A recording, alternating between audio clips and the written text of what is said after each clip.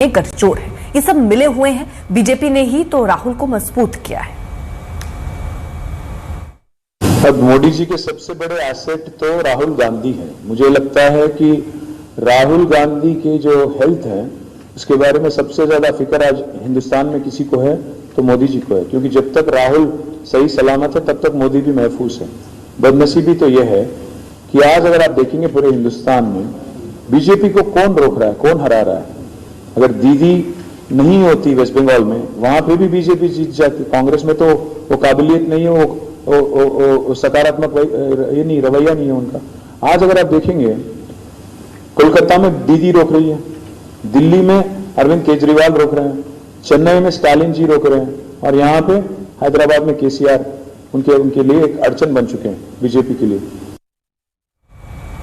केंद्रीय मंत्री नित्यानंद राय ने तेजस्वी यादव पर आरोप लगाया कि वो जेडीयू तोड़ रहे हैं। इस बयान पर तेजस्वी ने पलटवार किया और कहा कि नित्यानंद आधारहीन बातें करते हैं, उनकी बात में वजन नहीं। टूटेगी, कुछ लोगों को लेकर ललन सिंह जी, कुछ लोगों को लेकर विजेंद्र यादव जी वहां चले जाने वाले हैं, और जदयू के लोग अब गीत गाएंगे, दिल के टुकड़े हजार हुए, कोई यहाँ गिरा कोई वहां गिरा।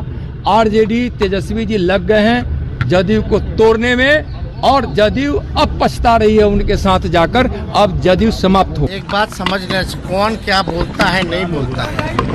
जो बेकार की बातें बोलता है, जिसके पास कोई तथ्य नहीं है, कोई सच नहीं है, उस पे हम टिप्पा टिप्पणी नहीं करते हैं। अब आपको ले चलते हैं दिल्ली, क्योंकि दिल्ली के सीएम अरविंद केजरीवाल ने बीजेपी पर गंभीर आरोप लगाए हैं। केजरीवाल ने कहा कि बीजेपी के लोग हमारे नेताओं को तोड़ना चाहते हैं, उनके एजेंट्स हमारे नेताओं से मिले और समझौता करने को कहा, लेकिन हम मजबूती से डटे हैं और उनसे लड़ेंगे, टूटेंगे नहीं। भाजपा वालों को दूसरी पार्टियों के नेताओं पे फर्जी केस करके झुकाना आता है, लेकिन आम आदमी पार्टी को झुकाना नहीं आता। ये हम सबके लिए गर्व की बात है कि आज तक हमारा एक भी एमएलए या एक भी नेता ना बिका ना टूटा। इनके परिवार भी नहीं टूटे, उनके परिवारों ने भी साथ दिया। बहुत कोशिश की उन्होंने हमारे नेताओं को झुकाने की, लेकिन हमारे एक भी नेता को तोड़ नहीं पाए। हमारे नेताओं के पास भी बड़े बड़े लोग आए, बोले मोदी जी से मिल जाओ, समझौता कर लो, हम मध्यस्थता करवा देंगे, लेकिन हमारा एक भी नेता नहीं झुका। अब आपको लिए चलते उत्तरकाशी, जहां पर सुरंग के ऊपर से अब वर्टिकल खुदाई से पहले बोरिंग का काम चल रहा है। 20 सेंटीमीटर की पाइप को बोरिंग के जरिए नीचे डाला जा रहा है। करीब 90 मीटर तक बोरिंग होगी। ये वर्टिकल ड्रिलिंग से पहले की एक प्रक्रिया है। यदि ये सफल रही तो फिर बड़ी मशीनों के जरिए वर्टिकल ड्रिलिंग शुरू हो जाएगी। अब तक किसी तरह के बड़े वाइब्रेशन का सामना नहीं हुआ है। 90 मीटर खोदने की तैयारी है, और जैसे ही 200 मिलीमीटर चौड़ी पाइप सुरंग में दाखिल होगी, इसकी हिफाजत को देखते हुए फिर 700 मिलीमीटर से लेकर 800 मिलीमीटर चौड़ी पाइप इस जगह पर अंदर डाली जाएगी। 50 फीट से ज्यादा बोरिंग हो चुकी है।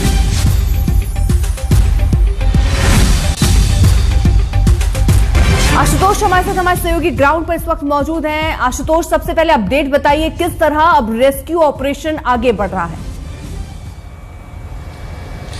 सबसे महत्वपूर्ण अपडेट अविता आज तक ने सुबह सबसे पहले अपने दर्शकों को यह खबर बताई थी कि एक दूसरी उम्मीद की किरण दिखाई दे रही है पहाड़ का सीना भेदने की। और अब सिर्फ बोरिंग नहीं, अब सिर्फ 200 मिलीमीटर नहीं, बल्कि 1 मीटर व्यास वाली लंबी पाइप, हमारे पास वो तस्वीरें मौजूद हैं, एक्सक्लूसिव तस्वीरें आज तक पर, 1 मीटर व्यास वाली पाइप को ड्रिल किया जा रहा है। और अब तक 15 मीटर की कामयाबी मिल चुकी है आरवीएनएल को, जो यहां से ठीक ऊंचाई पर 260 मीटर की दूरी पर, यानी मलबे के दूसरी तरफ खोदने की कोशिश कर रही है। लेकिन एक बात इसमें जरूर है कि औपचारिक उस खबर की पुष्टि करते हुए औपचारिक रूप से अब ये कहा गया है प्रशासन, सरकार और एजेंसियों की ओर से कि ये एक लंबी प्रक्रिया है जिसमें 4 दिन यानी 100 घंटे लगेंगे। और आज उन 4 दिनों का पहला दिन है। सुबह 4:30 बजे ऑपरेशन शुरू हो चुका है और इस समय लगभग 12 घंटे हो चुके हैं, 11.5 घंटे टू बी प्रिसाइज, और ये अगले 100 घंटों में पूरा हो जाएगा। अगर ये 4 दिनों में पूरा हो जाता है तो 100 घंटे बाद एनडीआरएफ की टीम उन्हें लिफ्ट करके यानी हार्नेस लगा करके विंच करके ऊपर निकाल लेगी। लेकिन ये प्लान बी है। प्लान अभी ए क्या है? प्लान ए के तहत जो ऑगर मशीन के हेयर्स हैं, जो ब्लेड हैं, हेरो जिनको कहा जाता है, वो इस कदर फंसे हुए हैं, अभी भी 10 मीटर से ज्यादा लंबाई बाकी है। प्लाज्मा कटर, ऑक्सीजन कटर, हर तकनीक का इस्तेमाल, लेकिन इतना समय लग रहा है कि उसे पूरा करने में कल सुबह तक का वक्त भी लग सकता है। अपडेट नंबर 3, जैसे ही वो ब्लेड निकलेगा, विशेष स्पेशलिस्ट बुलाए गए, उनका नाम है rat specialist, mine rat specialist. ये वो लोग होते हैं जो पतली पतली सकरी कोयले की खदानों में, अलग अलग खदानों में जाकर के ड्रिलिंग करते हैं, खोदते हैं। जिस हॉरिजॉन्टल और मैनुअल ड्रिलिंग की हम बात कर रहे हैं, अब उसे अंजाम देंगे माइन रैट स्पेशलिस्ट। 5 लोगों की टीम यहां पर आ चुकी है और वो अब इस समय सुरंग के भीतर, टनल के भीतर मौजूद हैं। जैसे प्लेट बाहर निकलती हैं, जैसे वो ब्लेड बाहर निकलती हैं, मलबा साफ किया जाता है, मशीन पीछे आती है, ये रैट स्पेशलिस्ट अंदर जाएंगे और उसके बाद खुदाई करेंगे। लेकिन समय कितना लगेगा ये इस पर निर्भर करता है। आगे ढांचा कितना है, मलबा कितना है, लोहा कितना है। ये लोग दरअसल जिस पाइप में जाएंगे उसके किनारे खुदाई करके रास्ता बनाएंगे और फिर मशीन उस पाइप को अंदर पुश करेगी। ठीक है, आप आशुतोष जरा रहिए साथ, क्योंकि हम देखिए तरीके भी दिखा रहे हैं कि किस तरह ऑपरेशन जिंदगी को बचाने के लिए पहले आप समझिए कि 3 फ्रंट से काम चल रहा था। मलबा वहां पर है जिसकी वजह से निकालने में बार बार दिक्कतें हो रही थी। फिर सिलकियारा छोर, जहां से माना जा रहा था कि शायद सफलता मिल जाए, और वहीं से ऑगर मशीन, अमेरिका की मशीन लगातार काम कर रही थी। 2 बार खराब हुई, पहली बार हुई तो उसको ठीक कर लिया गया। दूसरी बार जब ये जब टूट गई है तो अब दूसरे जो विकल्प है, जैसे वर्टिकल ड्रिलिंग समझिए आप, ऊपर से पहाड़ पर खुदाई यानी ड्रिलिंग करेंगे और मजदूरों तक पहुंचेंगे। ये भी तरीका आसान नहीं है, क्योंकि इसके लिए आप समझिए पहले तो ऊपर अब मशीनें चढ़ानी पड़ेंगी। ये भारी भरकम मशीनें हैं जो तकरीबन पहुंचा दी गई हैं और ये काम भी अब शुरू हो रहा है। आशुतोष, इसमें कितना समय लग पाएगा ये जो वर्टिकल ड्रिलिंग है? और हम क्या ये माने, क्योंकि पहले तो हम ये था कि हम एटलीस्ट 3 फ्रंट हमारे ओपन थे, सिलकियारा छोर से अलग, उसके अलावा दूसरे छोर से अलग ड्रिलिंग हो रही है, वर्टिकल ड्रिलिंग की अलग तैयारी थी, यानी तीनों चीजों को साथ लेकर चल रहे थे। अब ये सिलकियारा छोर वाली जो प्रोग्रेस है, क्या वो वहीं पर रुक गई है मशीन के खत्म होने से, और बाकी 2 फ्रंट पर काम चल रहा है, ये माने हम?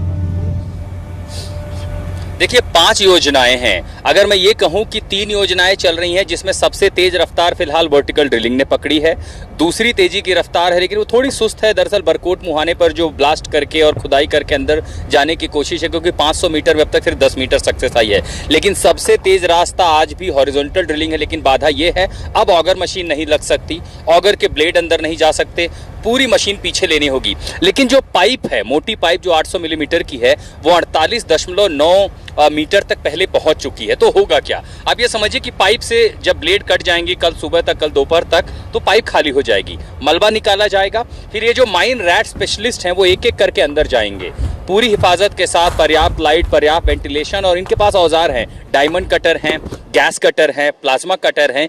ये लेकर के पाइप के आखिरी मुहाने पर पत्थर आया काट देंगे, लोहा आया काट देंगे, उसके आगे की जो मिट्टी है किनारे किनारे से निकाल देंगे। यानी एक एक इंच करके 1 फुट, 1 फीट से 1.5 फीट, 1.5 फीट से 3 फीट, 3 फीट से 1 मीटर, 1.25 मीटर, ऐसे जगह बनाएंगे।